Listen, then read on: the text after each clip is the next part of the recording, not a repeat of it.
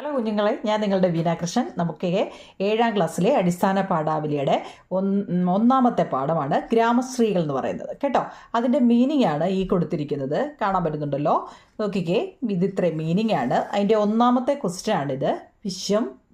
വിശ്വവിദ്യാലയം എന്നതുകൊണ്ട് കവി ഉദ്ദേശിക്കുന്നതെന്നും 5 പഴഞ്ചൊല്ലുകൾ എഴുതാനും, പിന്നെ നോക്കിക്കേ, പ്രഭാതത്തെ എങ്ങനെയെല്ലാമാണ് കവി വർണ്ണിച്ചിരിക്കുന്നതെന്നും.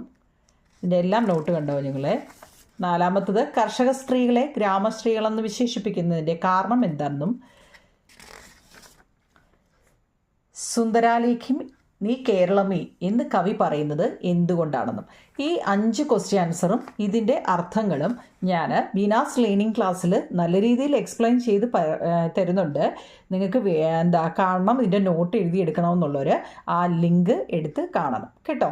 അത് നല്ല രീതിയിൽ അത് എക്സ്പ്ലെയിൻ ചെയ്ത് നിങ്ങൾക്ക് തരുന്നുണ്ട്. Okay, thank you.